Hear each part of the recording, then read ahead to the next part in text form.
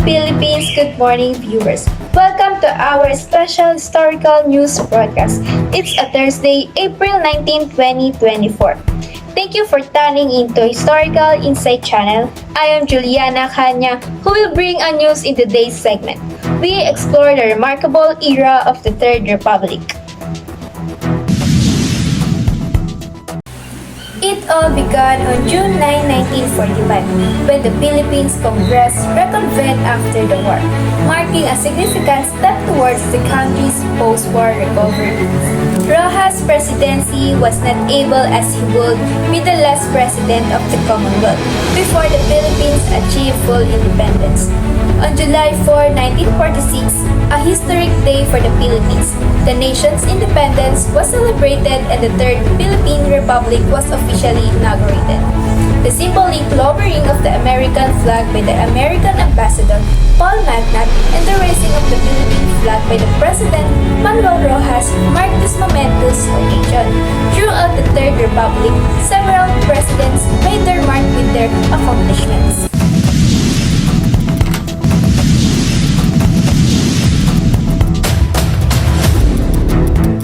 Let's hear from the reporters, the presidents, and their accomplishments. Start with from Jeneline Jade Pereda.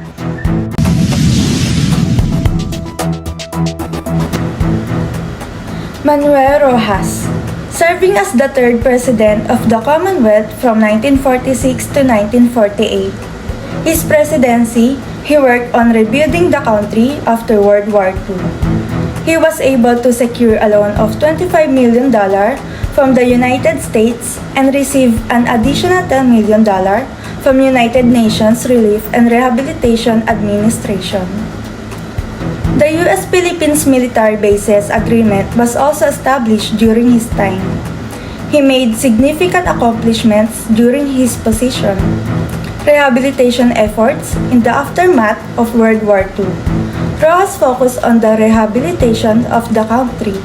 He secured a $25 million loan from the United States and an additional $10 million from the United Nations Relief and Rehabilitation Administration.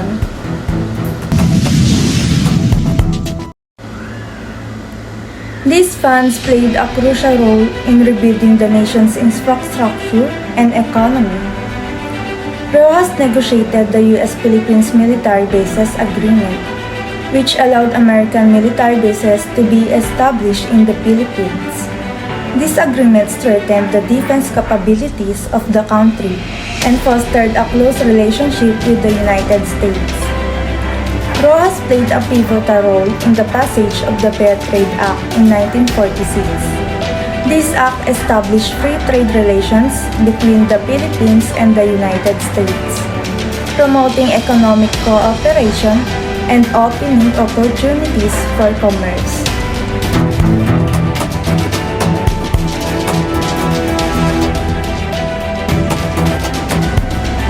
When Manuel Rojas died of a heart attack in April 1948, his post-war rehabilitation efforts and his contributions to diplomatic and economic ties with the United States. His contributions to economic and diplomatic relations with the United States left a lasting impact on the Philippines.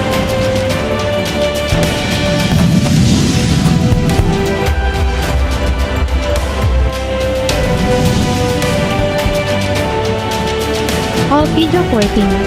The sixth president that served as the president of the Philippines under Manuel Rojas is Elpidio Quirino.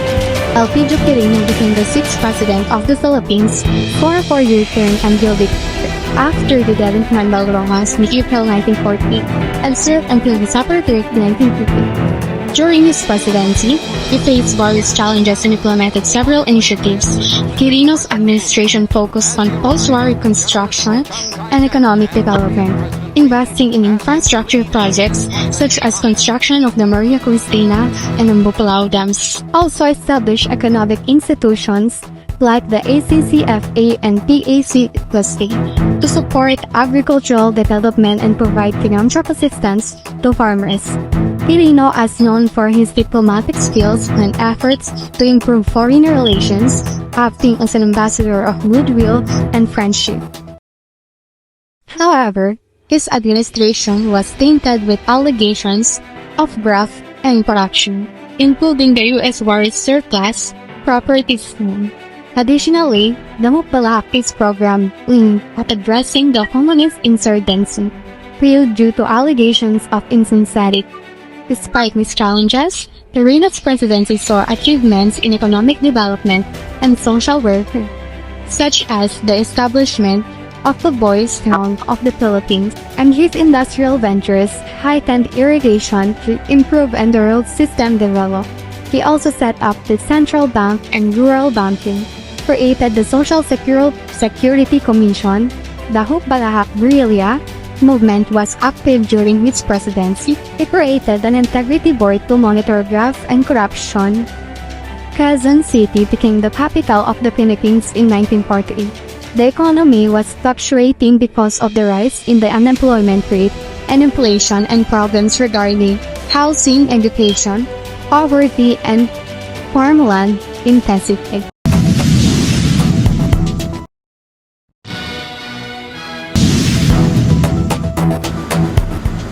Ramon Magsaysay was the third president of the Philippines from 1953 to 1957. During his time in office, Carlos P. Garcia served as vice president.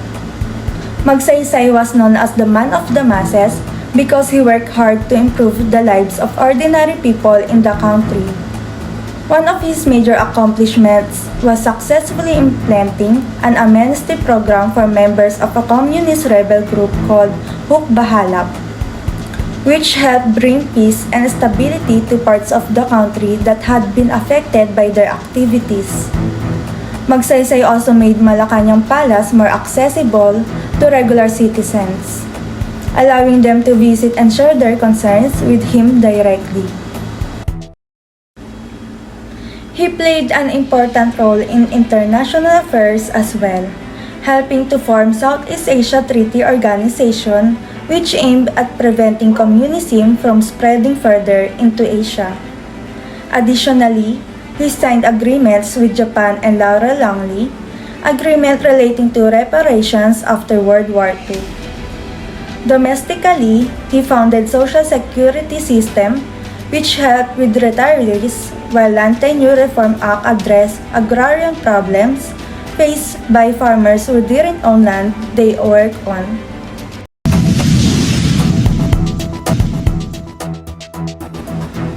Unfortunately, Magsaysay's life came to a tragic end when he died in a plane crash on March 17, 1957.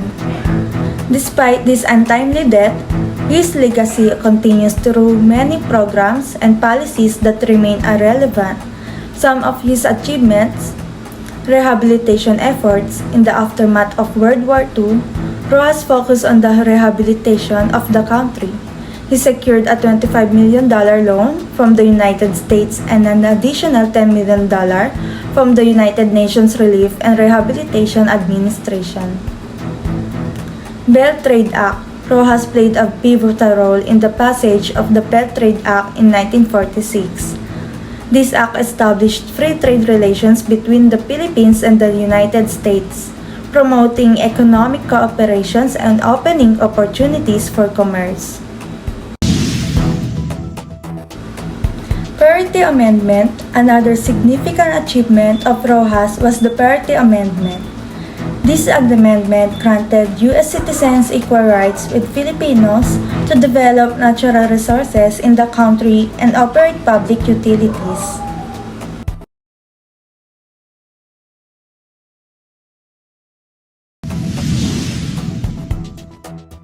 After the tragic death of President Ramon Magsaysay in a plane crash in 1957, Carlos P. Garcia was granted a full term as President of the Philippines. The Philippine presidential election marked as the first president was elected by majority, with both president and vice president representing different parties. The Garcia administration promoted the Filipino First policy favoring Filipino businessmen over foreign companies, affecting Chinese businessmen and promoting thriftiness through changes in retail trade. They established an authoritative program focusing on Filipino trade and commerce. The Republic Act 301, or the Anti-Graft and Corrupt Practices Act, sought to combat corruption and advance integrity and public confidence. The Bolen-Serrano Agreement in 1959, which is a reduction of 99-year last period of U.S. military sites in the nation to 25 years, was another accomplishment of the Garcia administration. Garcia retired after unsuccessful re-election and was elected delegate of the 1971 Constitutional Convention. He died from a heart attack and was succeeded by Diosdado Macapagal. Garcia is the first president buried in Heroes Memorial. President Diosdado Macapagal was a prominent president of the Philippines in 1961 to 1965. In 1961, he ran against Garcia, forming coalition of liberal and progressive parties and campaigning against political corruption, winning a significant majority. Macapagal attempted to boost the Philippine economy and combat corruption and graft. He promoted exports, enacted the nation's first and reform laws, and worked to reduce income tax evasion, which was costing the government millions of pesos a year and mostly affected the wealthier families. Macapagal's achievements include the Agricultural Land Reform Code of 1963, which allowed landless tenants to purchase private farmlands and distribute them in small lots. Macapagal focused in helping the impoverished and those living in rural areas.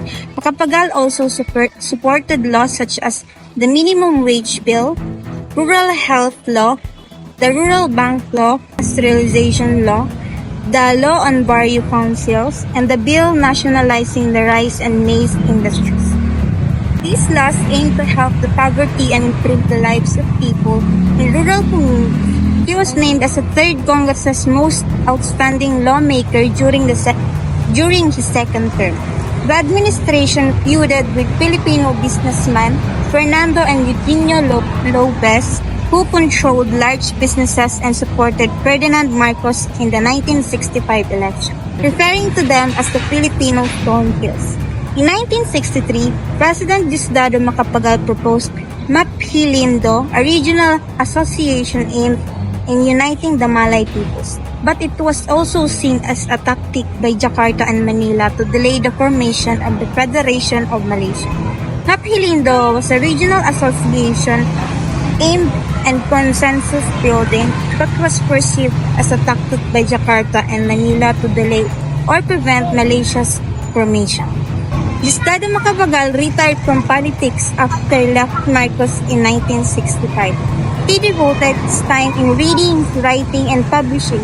He died in 1967 from heart failure, pneumonia, and renal complications.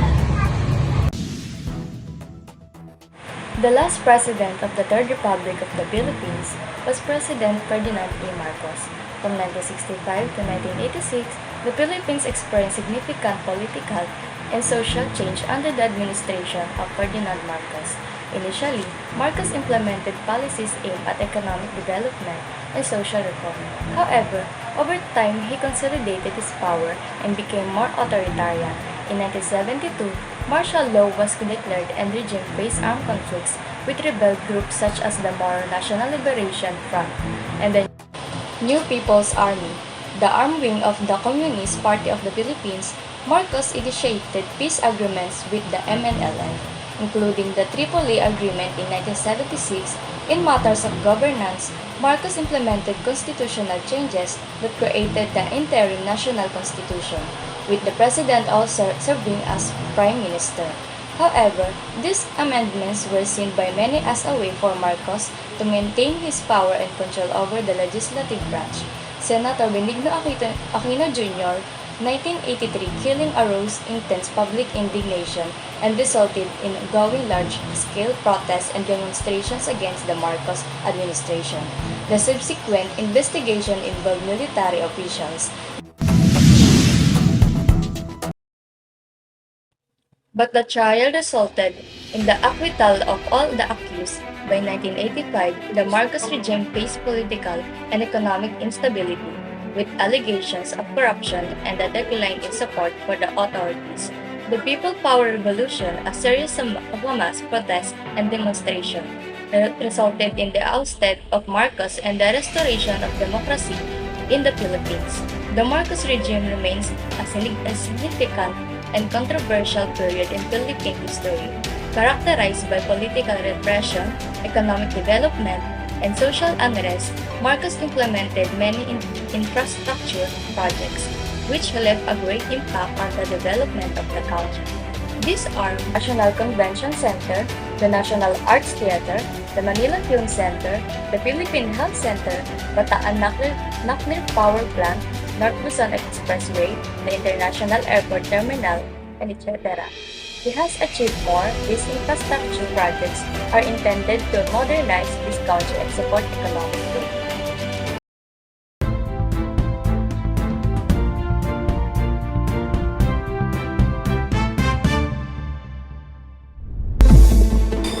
Good day viewers, coming up next, we have our correspondent Anna Mena have conducted research and investigation on the significant period in Philippine history. Can you provide us with an overview of the key issues surrounding the Marcos regime? Thank you, Anwar. The Marcos regime was marked by a complex set of issues and controversies. The imposition of martial law in 1972, which led to denial of civil liberties and other violations of human rights, was one of the primary concerns. President Marcos' consolidation of power raised serious concerns about authoritarian governance and the unequal distribution of authority among the various branches of government. Thank you, and let's discuss the issues with human rights during the Marcos administration. Could you provide more details about the claims of violations of human rights and their effects on the Filipino people? Well, there have been several claims of violations of human rights under the Marcos administration. Many political opponents, journalists, and activists were targeted, arrested, and subjected to torture. These actions had a profound impact on individuals and communities, resulting in fear, trauma, and climate of repression. The human rights concerns during this period continue to shape the collective memory and perception of the Marcos regime. So that's it of our news broadcasting. This is Juliana Yiniscanya. I am committed to continuing to serve you with integrity and empathy. Thank you once again. Have a great day to all of you.